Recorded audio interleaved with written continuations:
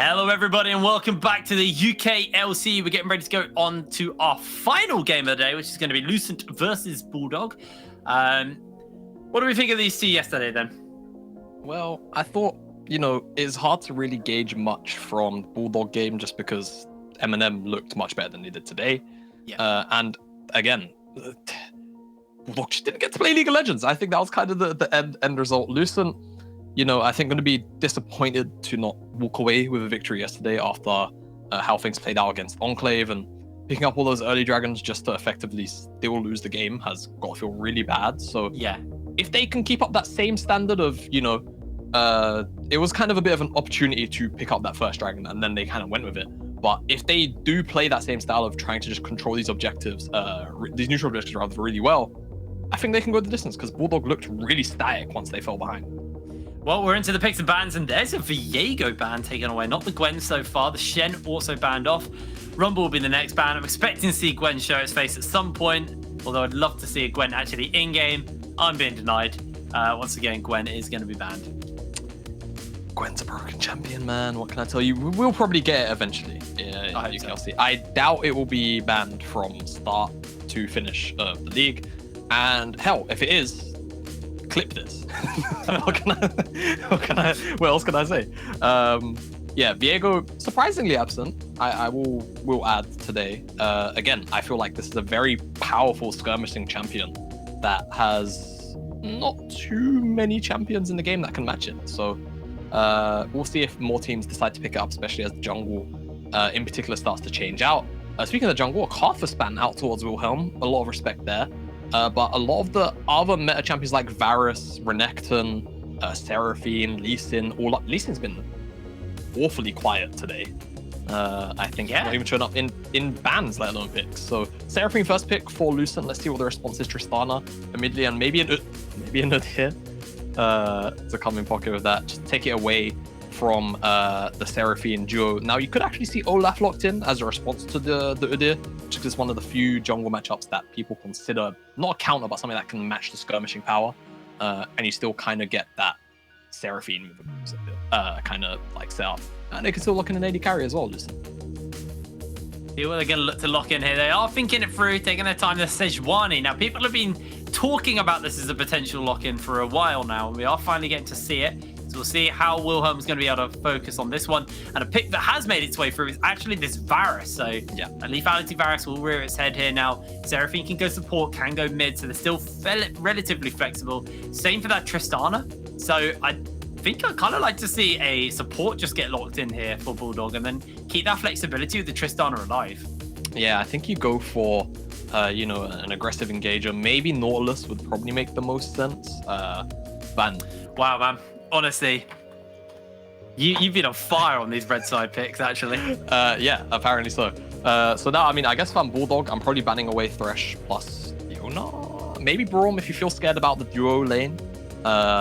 Just to remove away the supports. You're not too scared about Seraphine going into the bot lane if you've got Tristana as a backup AD carry and your support is already Nautilus.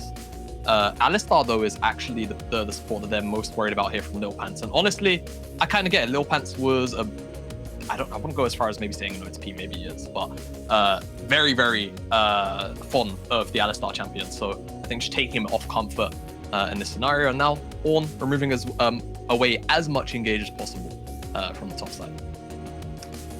All right, final ban coming in from the side of Bulldog. Are they looking just to focus that support role a little bit more? Things like Leona are still available if they want to deny that. Obviously, it is that Varus. We've seen a lot of priority on the Karma, and so far hasn't actually showed its face at all here. But it's just going to be the Braum as the final banner. Yeah, Braum Varus, very annoyingly potent lane. And whilst, you'd get insane amounts of cleanse value, you don't want to have every, carry running cleanse in the game.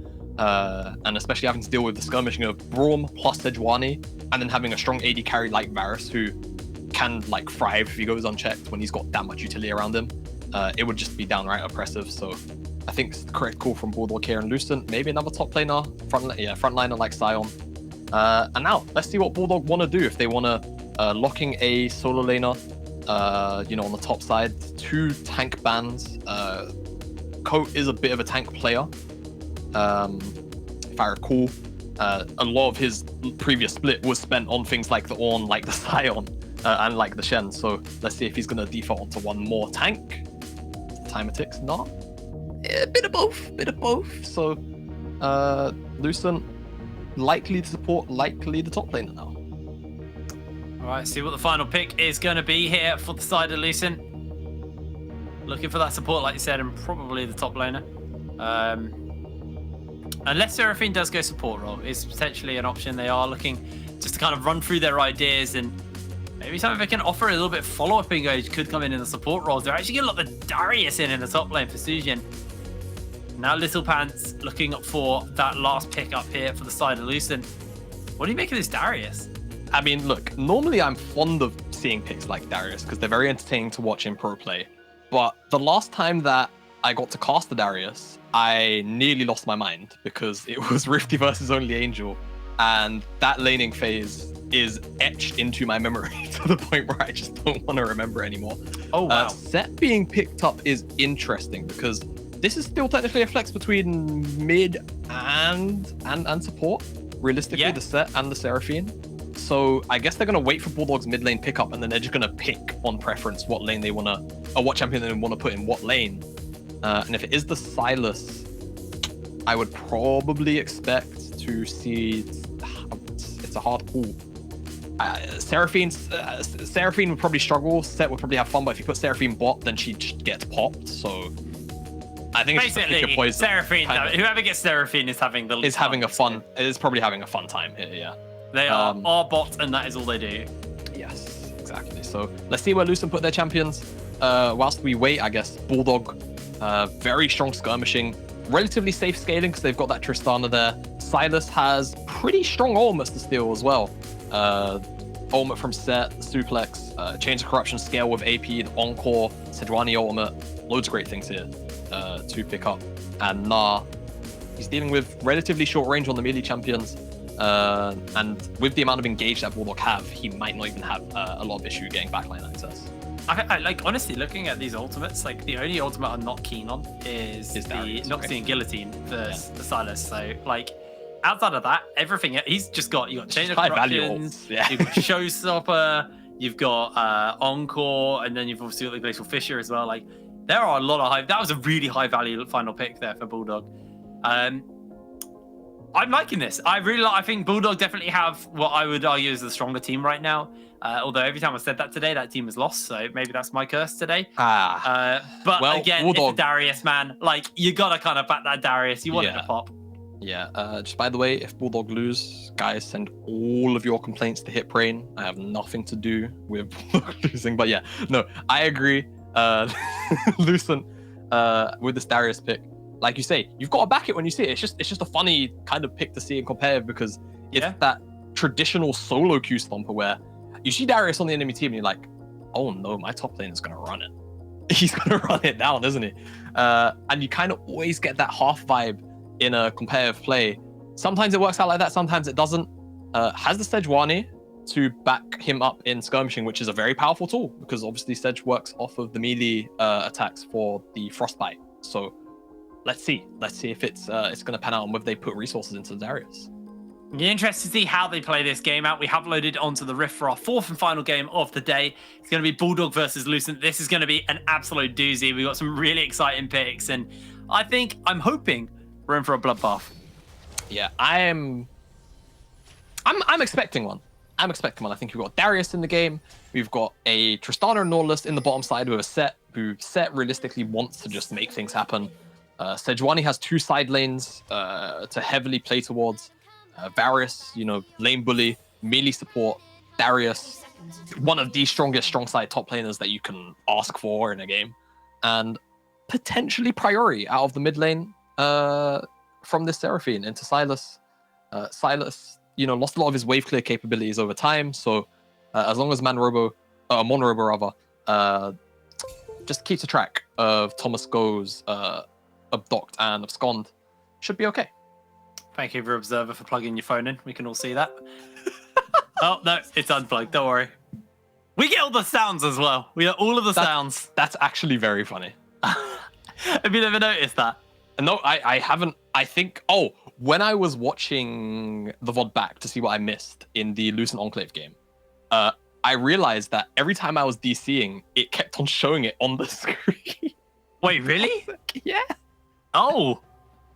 Yeah, it's pretty funny, actually. I recognize that. I guess you were probably a little bit too focused on the solo casting, which I was, yeah. Rightfully so. Oh, what, you just rejoining the parsec? I think it kept on doing it anytime I rejoined and DC. I must have seen it, but just not noticed. I guess. Oh. I think so. But yeah. Yeah, there you go. Observer giving us the confirmation. That's going to be a good hook on to the set. Just going to get a little bit of additional damage out from Jacob. Yep. Little Panks is going to go from that. It's a small satchel. Just a small satchel. Yesterday saw him on the center. Now we're seeing him on the set in the other half of a fasting. Oh, hold on a second. Oh, that took me a hot minute. All right. They put Seraphine top lane. Yeah, I wasn't paying attention to the minimap there. They put Seraphine top.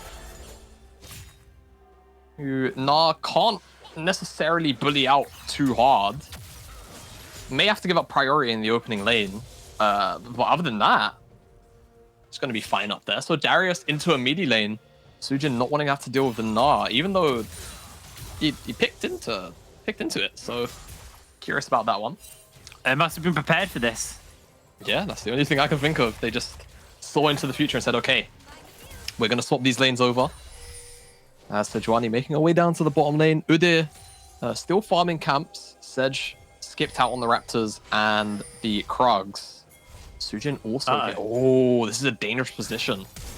The hook, flash over the flash. hook. They go for the jump. They go for it. Will the scouts low? They got the teleports coming in. They get themselves the permafrost off. Little Pants is about to go pop though, as Lula's able to find the kill. It's a 1-for-1 there. Yeah, Sujin missed out on the apprehend at the very end as well, so they could have actually pulled in, I believe it was Thomas Go, to potentially blow his flash.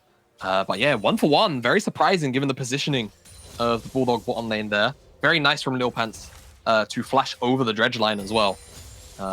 Just to make sure that he secures his CC onto the support. Jacob made it out of that exchange without blowing any summoners. Excellent had to use his heal. Ghost as well, exchange for Sujin. Flashes of both junglers as well, and Little Pants isn't going to be too fast. Neither is Will the Scout actually, because they both have Hex Flash. So all in all, bit of an exchange going on. I think if Little Pants had hit that face breaker, maybe Jacob would have had the flash. Yeah, maybe. I don't think Jacob would have died, but he definitely probably would have had the flash. Yeah, the apprehend onto Jacob was just short too. Had Sujin flash? Honestly, I'm surprised Sujin didn't just kind of flash maybe, and just the threat of the flash maybe forces other flashes out. Turns out Monrobo, no matter where he goes in this game, is not going to have a fun time. No, getting bullied by Cope. And I mean, this is just smart. This is very, very smart. Oh no. Yeah, this is just good play. Well, the scout is scouted out, and Wilhelm takes him down. Yeah, I guess they must have just caught him out on vision somewhere, and recognized that he was going to rotate back into lane through that direction. Just pulled Wilhelm back over. Now Tristan's going to have to lane by herself for a little while. Now she's actually level 5 already. She's higher than Thomas Go. She's had so much solo XP. So there is that. When you're level 2 dead all the time, there is at least some benefit.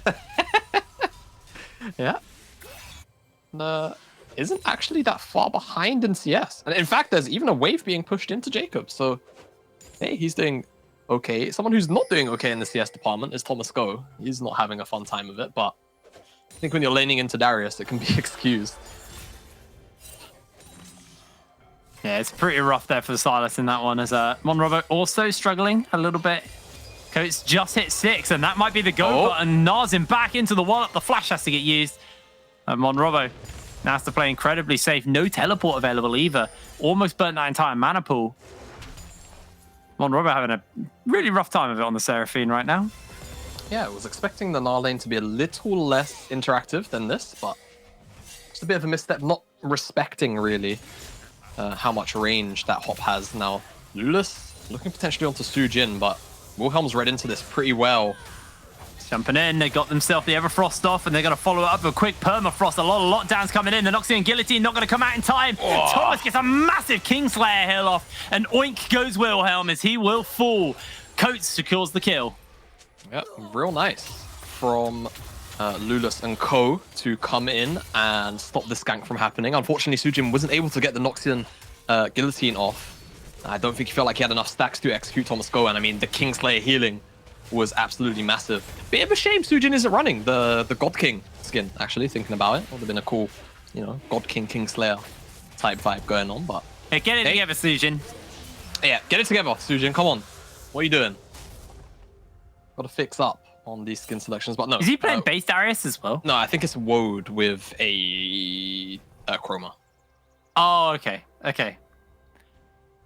Are you sure? It looks like Woad with a Chroma. I don't think. Quick, back to mid. Show us. Though he's not going to show us. He's more interested in what's about to happen here, or what might happen here, because they're on a ward. Oh, he's put the team fight thing on. He's waiting for it. Here's the Hex Flash. The scout gonna miss that. Okay. But hey, Wilhelm's here, but he's not level 6. We got baited. We actually got baited. Troll. Oh god. Oh, there's a Hex Flash coming out on the other side here. Little Bounce just swaps Bush. Here comes Wilhelm. Jacob has the Buster shot, so can just disengage if he needs to. Permafrost is going to hit onto Will the Scout, and Hail of Arrows to follow as well. That's it. Very, very... Oh, it's Dreadnought. Oh, Dreadnought, right. Yeah. I don't like that one. Yeah, it looks a little bit... Bad. Yeah, it's bad. It looks bad. It just looks awful. Yeah, and that's the one which is the gemstone skin as well. Yeah, right? I think it is, right? I'm pretty sure it's the Dread. Anyway. Yeah, it's because Dread Nova GP isn't. Yeah. So, anyway, go. You talk about the game. Yeah, Wilhelm is 2 levels down on Lulas and practically has half the CS. Now, he does have a whole quadrant of jungle to farm, but it's not an ideal position. No, it's not half anymore. My maths is bad. Anyway. Point is, very far behind at the moment, but you expect that from Udyr. But it's about the level of impact you can have with these early ganks and all of the CC you can provide. Oh, he's going to get dunked, double dunked as well. Sujin gets the kill. Yeah, Thomas Go not having a whole bunch of fun there, unfortunately. As Coat is going to probably secure 1 plate for himself. That Rift Shrine is going to mean that Wilhelm can't just rotate up to the top side. They will get away with a little bit, as Lulas looking like he felt like pushing out the wave to maybe drop the Herald just for plate's sake, but not a true Udyr player is what I'm seeing. Instead, we'll just return to farming, which is closer to an Udyr player.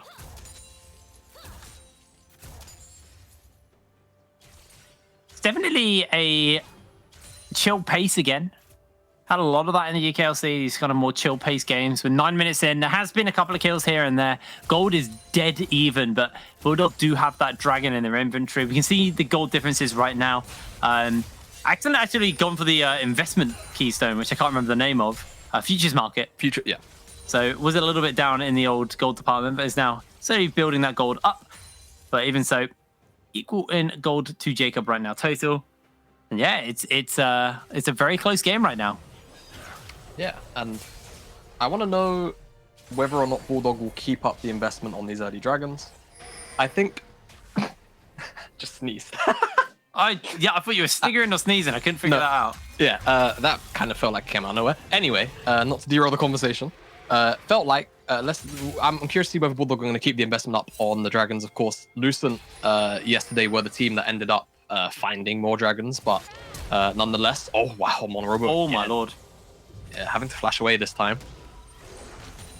And despite getting the dragons, they lost. They lost the game. They lost out on the Elder Dragon fight. They lost out to the Baron. And then once the base was open, it just kind of felt like a losing and more than uphill battle for them to come back into, which they never recovered from. So let's see if they're pulling the Enclave. They just give over every dragon and they fight for Elder. Well, Tower's going to be going to learn the top lane as Coatplus main able to take that down. Or at least a couple of plates. There's only 2 plates left on it.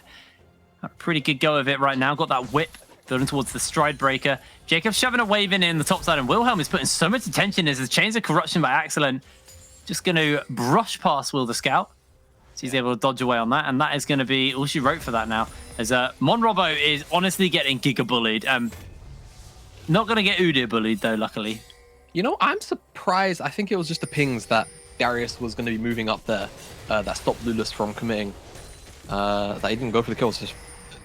Monrobo hasn't actually died, so he's worth 300 gold.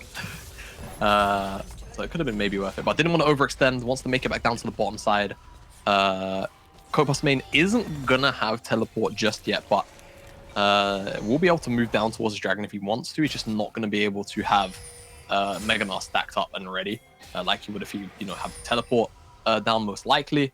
Lulus and Ko potentially looking for a play around the mid lane. I'm not sure if they know about the big boar in the bush, but they certainly do now. Oh, Will just flashes instantly out. Jacob gets the charge down. They got the hook. That's going to be a lot of damage onto Wilhelm. There's a depth charge coming from Thomas Go, getting the knock up. A massive pullback by Sujin. Oh, the face breaker! By Little Pants. Sujin flashes forward, goes in for a quick Q, looking to try and find the reset as Thomas Go is healing up. This is a scrappy fight. Monrobo's trying to find himself a good opening to find that R. Can't quite get it. And nobody dies. Except for the Nautilus. Oh yeah, Nautilus died. Yeah, and Lucent pick up the dragon on the back end of the fight. They push Bulldog out of the river, so gonna at least secure this one. So no 0-4 on souls like yesterday. Coates, you feeling good here? Gets the slam back for the moment onto a couple of members. The stun's big, and that is just go pop the weasel. Double kill onto Coates main. Yost feels good. It was pretty good. golden. Yes, he's pretty golden right there. Very confident, has the Stride Breaker, has the Phage as well. This Gnar is really accelerated. And that can be a bit of a problem because, honestly, if he gets far enough ahead that he can kind of oppress Darius on the side lane, that can be very problematic. And there aren't, a crazy amount of peeling tools available, though they are probably good enough. Lil Pants is really going to have to be on point with some of these suplexes to make sure that Kopos main can't actually gain access to the backline and find these big Mega Gnar ultimates. Now, you see Will the Scout kind of just pulled back in by Sujin, and then it's the face breaker as well. A combination of CC and damage comes out, and he's the only one that actually manages to drop to all of it, which is a bit surprising considering how big the wombo combo just was. But you can say the same about the Lucent members. Very surprising that they didn't drop to all the damage thrown right back at them by the Bulldog members. It's a real nice Gnar. And Lulu says, oh wait, never mind, we're winning this fight. I'm gonna come and help my top laner. And secures the 2 kills. That's Bulldog pulling themselves into a very comfortable position right now as Kopos main goes in, gets the slam onto Sujin, gets the boulder toss as the apprehend comes in. They get the cripple, the slow, everything is landing here. But Coast is just so much bigger than Sujin as he just takes him out, assassinating the Darius. And this is what I was just talking about. If the Gnar can get so far ahead that he is genuinely oppressive to the Darius, you're immediately in a really big hole if you're Lucent. And because once he's able to take over the side lane, he's going to have priority and first move to any skirmish that he wants. Sujin also on the side lane is running the Ghost because he's Darius. It's very hard to sort of operate this champion without it. So, Lucent sooner or later probably going to have to make a decision because Bulldog now have a confirmed and guaranteed winning side lane unless they commit multiple members over here to take down the Gnar. And I mean, given the shutdown that he's got, it might be worth it now. It's 500 gold as we're getting the replay of the solo kill down in the bottom lane, and Sujin not quite able to get that last bit of healing off. But even if he did, I mean, the likelihood of him taking down Coat there was just really low. As we head back onto the rift, we can kind of take stock of where we are item-wise. We haven't actually had a look at that yet. Obviously, you've hit on Coates having that stride break. You've got the Chem tank onto Lulus. It's interesting to see that the Udyr players are kind of like in and out on what item they like to take as their mythic. Some are still sticking to the Chem tank. Others are going for that Frostfire Gauntlet. We're getting closer towards that Kraken Slayer. Jacob needs to be careful. Wilhelm has ulti, but his passive actually got given over to Little Pants, and I think that gave it away to Jacob to run.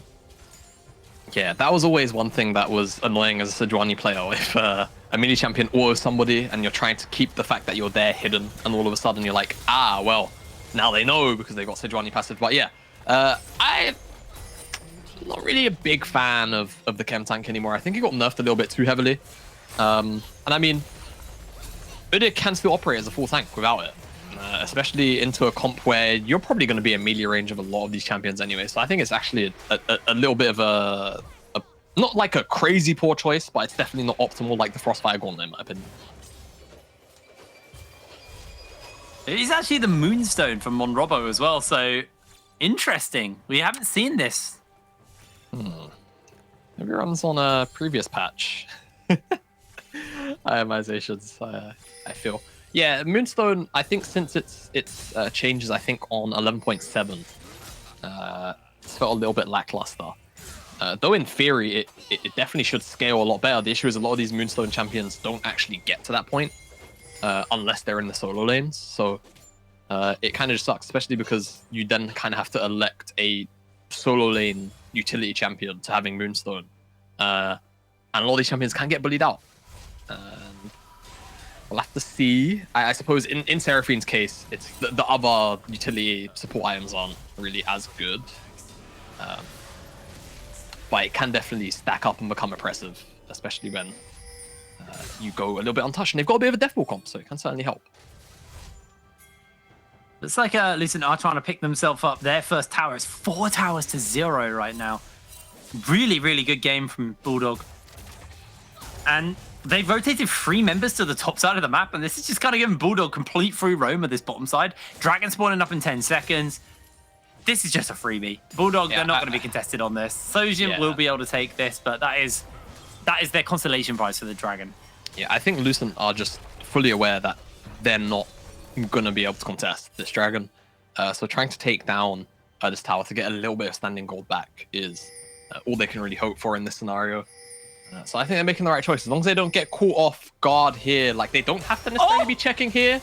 Jacob just walked away at the perfect time as Will the Scout gets pulled in. Cospas makes coming in, he gets a gnaw. Only onto 1 as they go through the gates. That's a big fight breaking out. Jacob slowed down and Bulldog end up trading 1 for none. You have to feel kind of bad for Coat there. The fact that he was denied the gnaw because the gate exists is really unfortunate. It's not something you get to see often happen. That kind of interaction where the wall is there and you kind of knock him through the gate. Very unfortunate for him, but hey, they're still going to get the Dragon, still playing strong side, weak side. As long as Tomasco doesn't get caught off here, which is pretty unlikely.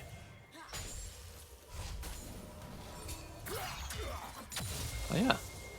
Nice on Lucent to at least find that pick as well. As Will's not having a great game by score if you're a numbers analyst. So, yeah. Not having the greatest of impact, though. He's been a body in these team fights. I think that's all you can ask for from your support, really. Hold on, little Panther spam. Thomas Go slides away with the abscond. Has still got that abduct. Just going to use himself a quick slowdown. Heals up the Kingslayer, and the team are trying to bail him out. He jumps over the wall one last time. A lot used onto him, but he's able to survive. Yeah. No chains of corruption available there from Excellent, so couldn't lock Thomas Go down. I'm just going to go off and get the reset. And all the while, Bulldog, they're pushing the lanes on the opposite side of the map. They can even walk into the jungle here and strip away this quadrant of resources from Lucent, which is exactly what Lulis is going to do. Lucent, they go for the play. They kind of overreach for it. They don't find it. They don't even get Thomas Go's flash. Which is probably the saddest part about the affair. And Jacob also shoved out a lot of that top wave. So all of the resources stripped away, and now if you're Lucent, you can't really do much on either side of the map. It's like Bulldog just took all of your resources, all your jungle camps on the top side, so there's nothing to farm for the carries or for Sejuani. The Baron spawned so they can at least put vision down, but it just doesn't feel great. Oh, done. He might find him. Done. Thomas Go tries to jump away, gets the teleport, and oh, Sujin, you thought you were safe, but you might get dunked by your own dunk. Pulls him in, tries to get the slam down, and here's the guillotine. Thomas takes out Sujin with his own axe. That's unfortunate. Very unfortunate for Sujin. Darius, unfortunately, not being able to be made work here today. Even though they went for the lane swap into the Silas, it got a sizable CS lead, but it didn't really gain anything else, unfortunately. Now, Monrobo is probably about to be the recipient of a dive, depending on how Lulus is feeling. He's feeling okay. He's going to be able to get away. Monroe able to survive. Okay.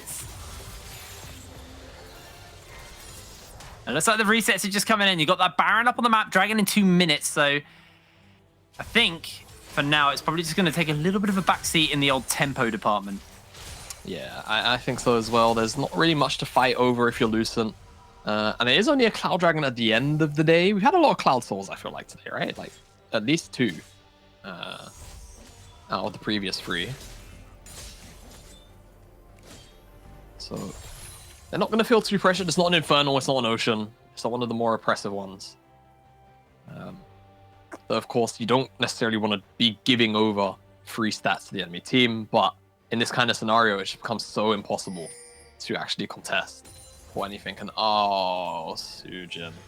Oh, no. I mean, what do you do in this scenario? You flash. You flash. And live, apparently. Apparently, yeah, but you feel bad about it.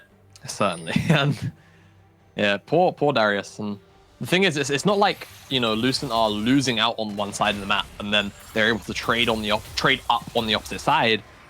They're kind of just losing things. And Bulldog are kind of just slow bleeding them here. There's not really much else to the method. You can kind of just walk around and keep the vision lines high, see people overextending and go for plays. And when they feel comfortable to go for a Baron takedown and force Lucent in to a fight, they'll probably win 5v5 just straight up now, just because of how strong the Nara is alone and how many strong Ultimate options the Silas has. This is calm. This is a calm game. It's a nice, you know what? Sometimes I don't mind rounding out, you know, days with games like this. Gets you sleepy and ready for bed. Although you woke up about 4 hours ago, so. What's the time now? 9:30, mate. Nah, I've been up since like 1 midday. Oh my god. You woke up at 11. I did wake up at 11, but I don't normally wake up that late. I was just super sleepy. All right. Well, yeah, I have a bad night's sleep. I'm a bad role model to people that try to have a good sleeping schedule. Okay, I admit it. As Wilhelm looking for an ultimate here. Oh, will the scout able to flash away? They're burning a lot onto a Nautilus to take what, 150 health off. Yep. And we'll look at Double Dragon for the attempted pick. So that's almost soul. We talked about how Udyr likes that soul. I mean, Udyr likes the soul. Yeah, I mean, it's not the most oppressive cloud soul in the game, but hey, I mean, Gnar with enough clouds, I think can just ult twice, right? With enough CDR in one Mega Gnar. Is that genuinely? I know. Oh. Yeah. Oh, that's pretty nasty. Because the Gnar cooldown, you can't hover it just yet because I think the cooldown at rank 2 is still too high. Yeah. But once it goes, oh yeah, thank you very much, Observer. Okay, we lost the numbers. I didn't bring that back up. Them. Oh no, well, I think they're about to fight. There's the change, there's the charm, and that is 2 members locked down, and they just can't even move. The depth charge is thrown out. Sujin gets the dunk off, and Wilhelm comes in. Cope puts main on the run as the rest of his team are actually just looking to take towers. That is one speedy little gremlin. He's able to get away. His team has just continued to the tower. He's not even bothering. He's just going to peace out for the moment. And that might just be this tower going down. There's not really much they can do about it. As Lulus and Jacob feeling it. As Thomas Go jumps into the middle of everyone. He's blown up. Excellent is low. Just about survives. No! Oh, the Baron gets the kill. Now Little Panther's dealing with 2 as Jacob. Red buff burning. Little Panther tries to get the pop. The true damage zone is blocked. And Jacob goes in like an absolute madman. Flashes over the ult. Trying to chase him for more. He's got himself that double kill. And Wilhelm gets slowed down. It's a triple kill for Jacob. They get that tower, and they're going to get the Baron. Yeah, we've been feeling it for a while, but finally it culminates into something where they're now going to take the Baron. And let's get a look. Does it not show the cooldowns? Or did it? And I missed it. Cooldown. Yeah, there you go. So it's going to be 18.87 seconds at rank 3. And I think Mega Gnar, the baseline for Mega Gnar is 15 seconds, not including when you're inside combat. So he can ult twice if he ults as soon as he Mega Gnar, like as soon as he pops Mega Gnar, as long as he Gnars, he can actually cast it 2 times. You can see here, Lucent layer so much CC into both the support and the top lane here of Bulldog, but they just take so long to die. And in Coat's case, he just doesn't. He just escapes. He just walks away with it because he's got the Stone Plate, Sterax combination, Stride Breaker, had the flash as well to survive. Now, Thomas Go up there, I think just trying to play Disruption on the Baron. And I mean, he does end up killing Excellent through favor of the Baron.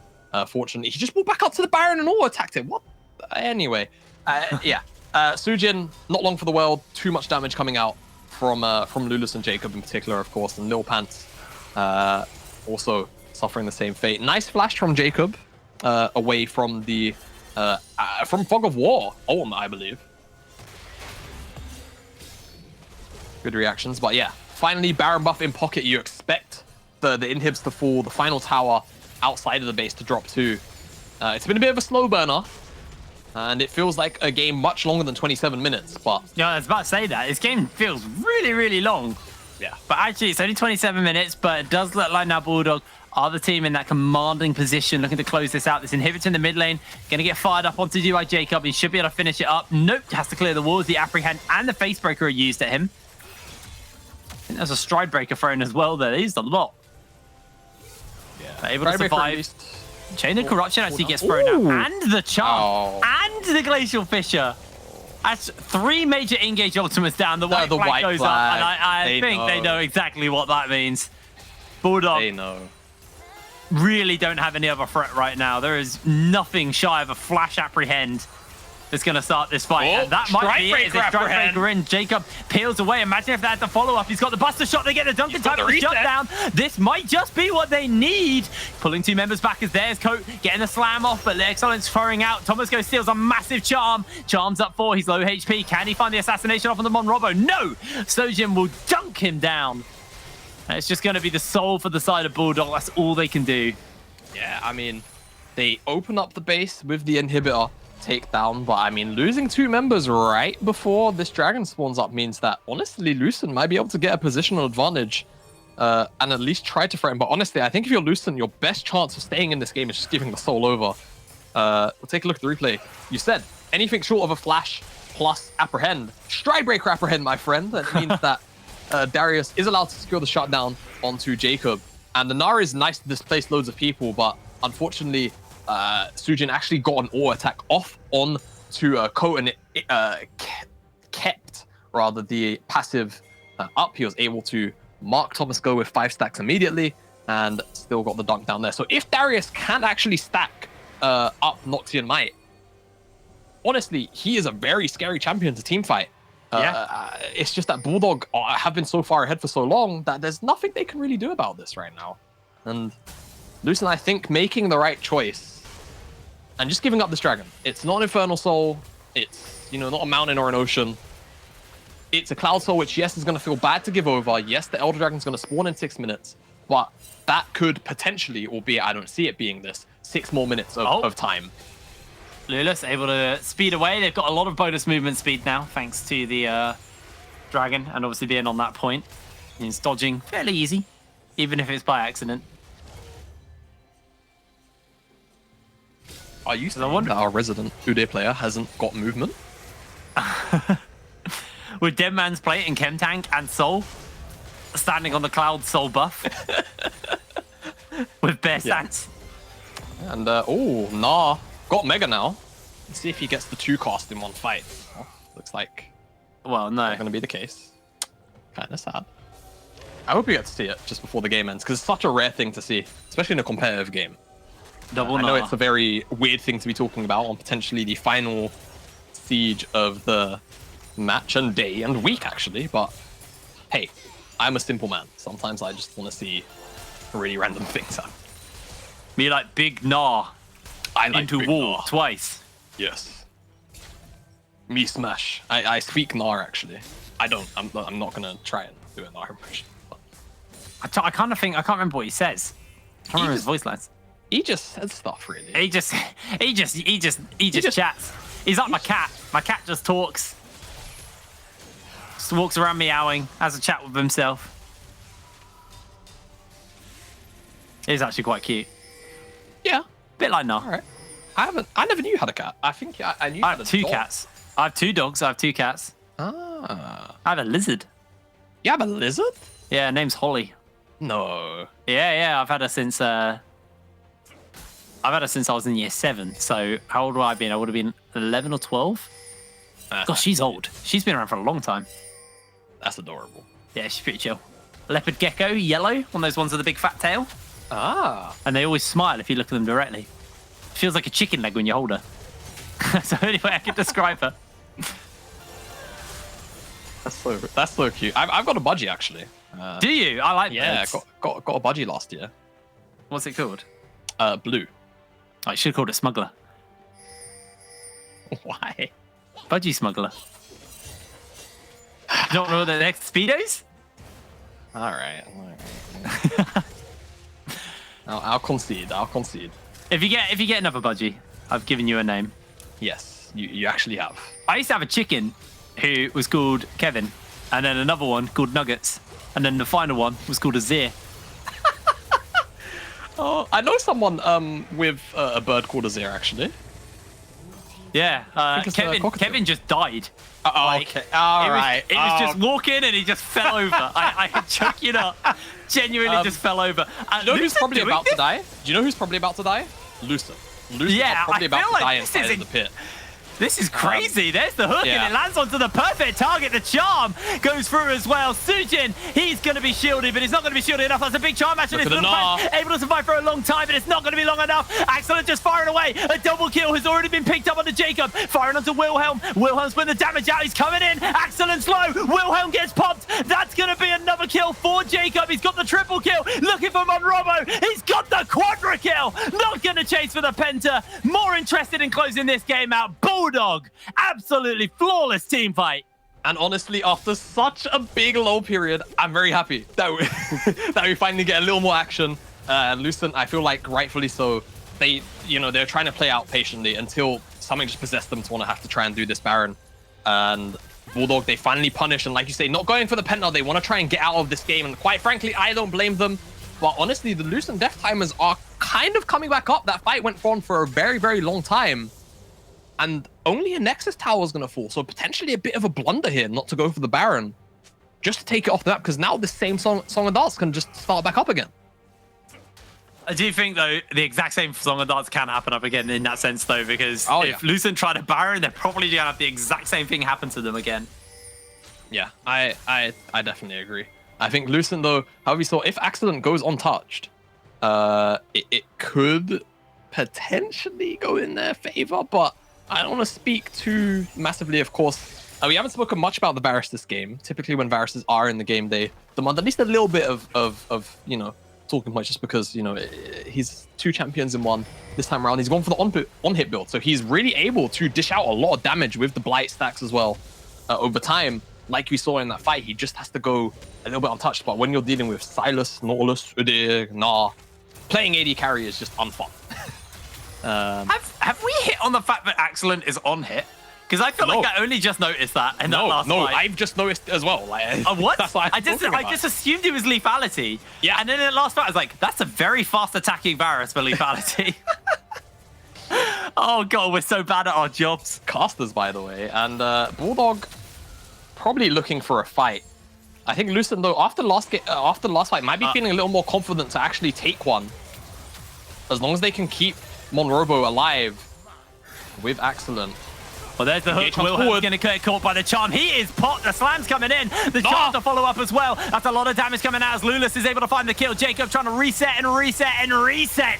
This is everybody getting absolutely popped. A double kill for Jacob. Sujin's going to chase Coates down, but Coates is just going to kite in. Doesn't want to get dunked today. Sujin does a lot of damage, by the way, and a lot of sustain here. Getting caught up by the bear stance. He's keeping himself alive, but a dunk will come in. And there's the ace by Thomas Go. That's going to be enough to close this one out. The teleporting in. The towers will fall. 35 minutes on the clock, and Bulldog will close this game out with their first win of the tournament. Yeah, I think for Bulldog, got to feel happy about that one, especially after yesterday's game. It was a loss which probably felt very disheartening, and picking up a win here, albeit at a very slow pace, I think is definitely still the kind of win that you need to pick up. Because at the end of the day, wins are wins. They are still points on the board. And hey, a bit of a milestone here. Thomas Go just won his first game on Bulldog. Hey, there we go. That's a pretty big W there as well. I mean, a 50% win rate is pretty good. for Thomas Go anyway. So if we think back to a couple of seasons ago. That's what I'm saying. He just won his first game on Bulldog. Yeah. But yeah. Fun game. Oh God, yes, that took me the so 0-17, long. The 0-17 or 18 split. Okay, there. Yeah. Thank you. Pull one out for Thomas Go. Nope, he got a win. He's feeling good. That's a great win for Bulldog.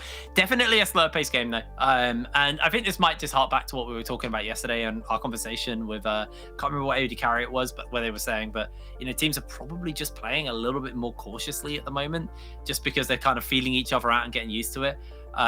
So I do expect the kind of pace to pick up and the games to be a little bit more decisive, because that Bulldog, it felt like they were in control a lot longer.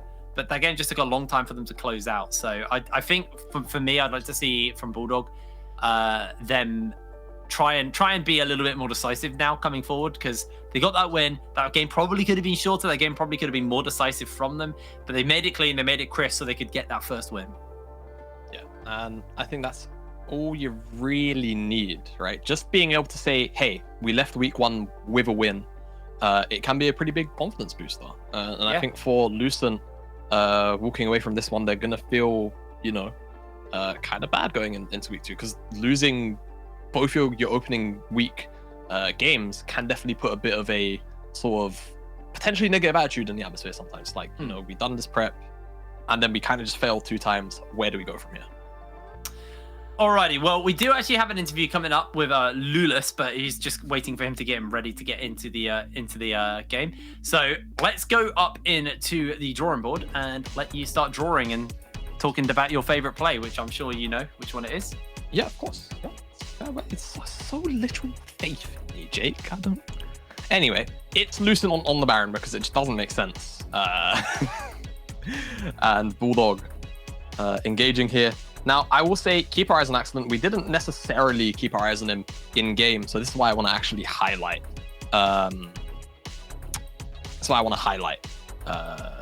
Him in this particular fight, because he ends up dealing a lot of damage, and it's kind of surprising, especially because of how the Lucent fights were going for quite a while. This is probably the closest fight they had to winning, but Bulldog still in the end kind of come out on top.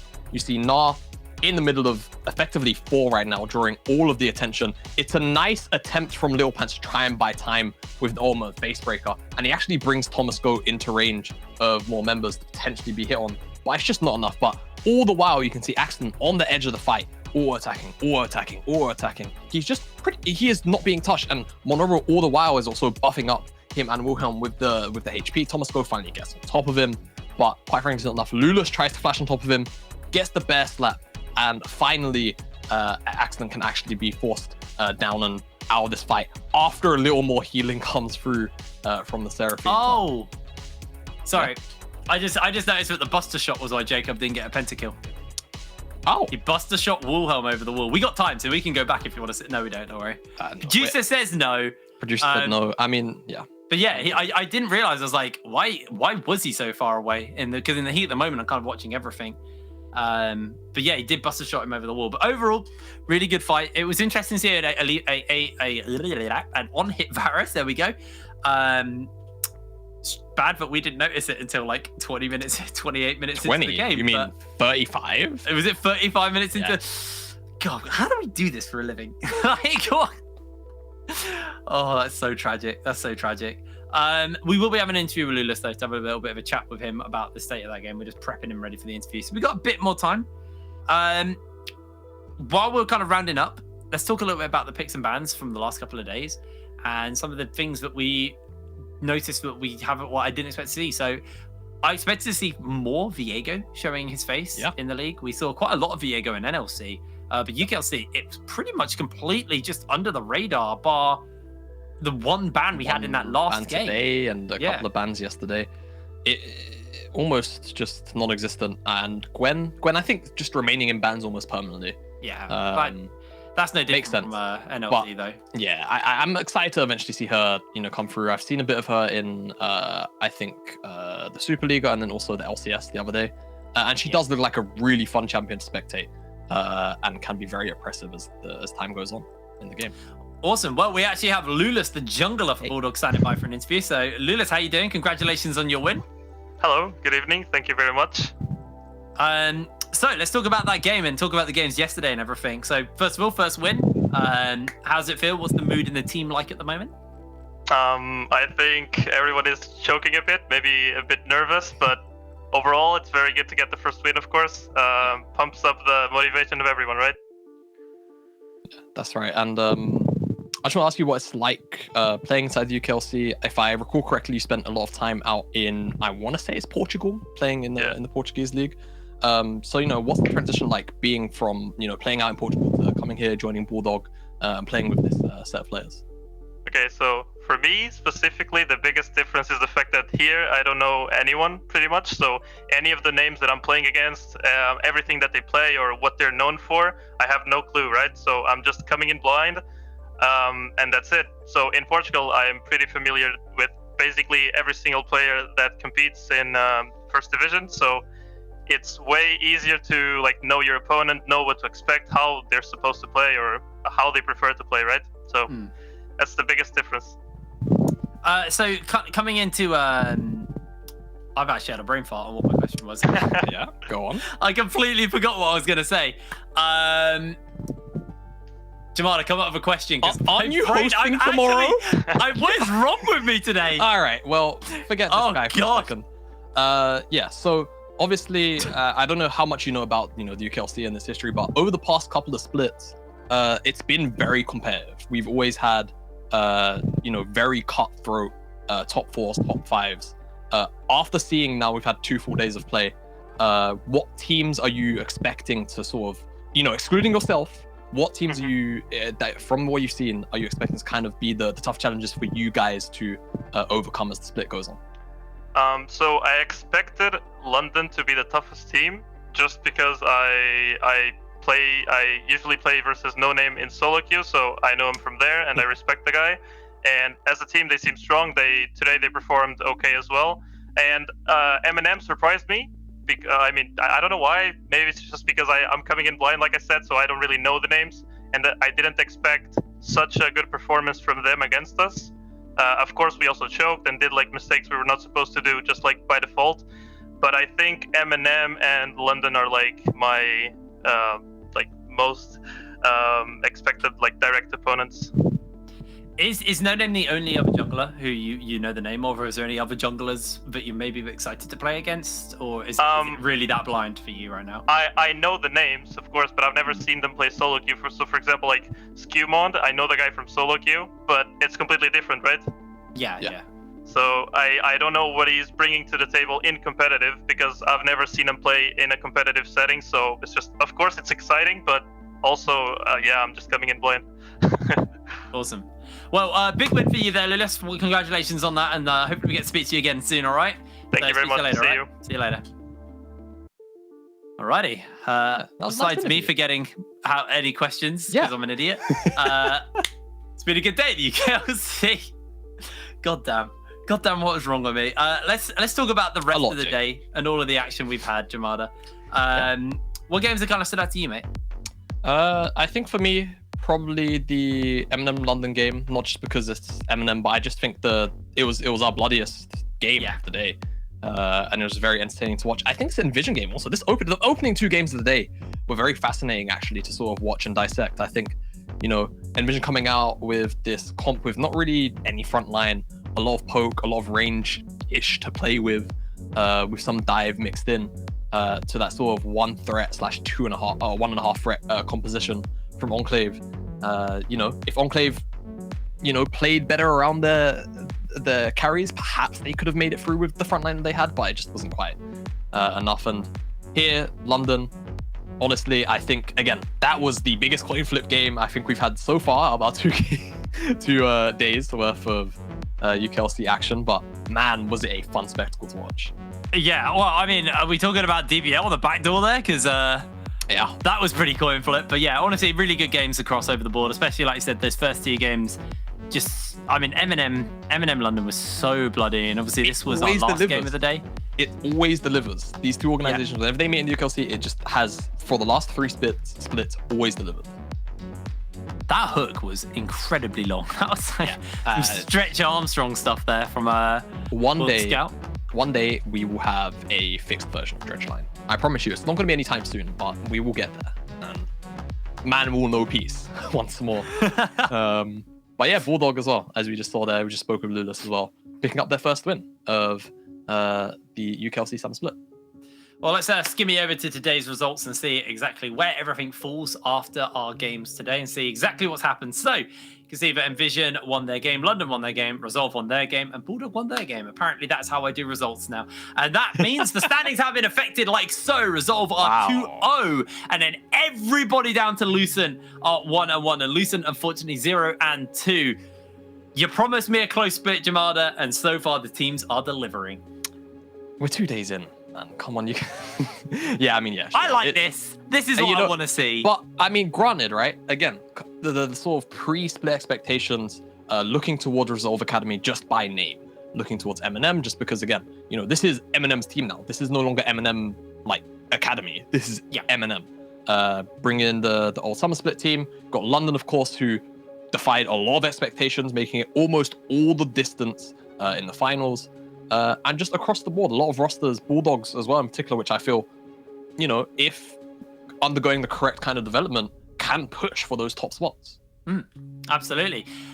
It's going to be an exciting season to track. Obviously, that is the end of week 1. I almost said 2 because I'm an idiot. We're moving on to week 2 of NLC, so that's why I'm an idiot. But yeah, that is the end of this week. But we do have obviously more games coming up on the UKLC. So let's bring up next week's matches and see what we're starting off with on Sunday. This is going to be Enclave versus Resolve to start the day. Then Bulldog versus Envision, Eminem versus Lucent, and London versus Viperio. So Viperio, honestly, have had a pretty hard start to the tournament, but taking one of those wins is really nice. We'll see if they've got what it takes. They genuinely looked like they challenged Resolve at least at the first half of their game versus them. So, you know, we can hope that we're going to see some more from them because they have delivered so far.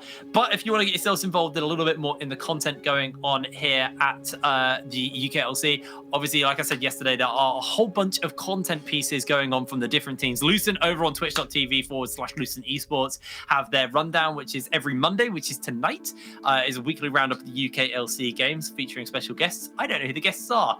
I should probably get told that information. Obviously, you also got the Viperio, who broadcast before the games every day over on Viperio, twitch.tv/Viperio TV. That is their Viperio All Access pre-game show. And then London Esports as well over on twitch.tv/London Esports. They do a live broadcast every day of the broadcast afterwards, kind of breaking down their after show. So there's so many places you can go and actually get yourself more content. My brain is falling apart. I'm happy. It's time. I think it's time. I just want to round up by saying I'm really happy that we do have teams that are doing all this extra content behind the scenes and kind of building upon what we've got here at the UKLC, because it's a really fun league to watch and it's really fun to kind of get your kind of your teeth really sunk into it. I know it's only a Division 2 league, but this is honestly one of the most exciting leagues we have. It's so tooth and nail every season, and you know, to kind of give the players a bit more chance, because these are the new stars of the potentially the NLC of the UK scene. So make sure you do track them, make sure you do follow them. Also, make sure you head over to the NLC LOL Twitter. I've forgotten the name of that website, and give us a follow because we post memes and all that good stuff over there. Guys, thank you very much for joining us on the UKLC. I'm going to go rest my voice and my head. We'll see you tomorrow for NLC, starting an hour earlier than we do for the UKLC. So make sure you don't miss that first game. We'll see you tomorrow.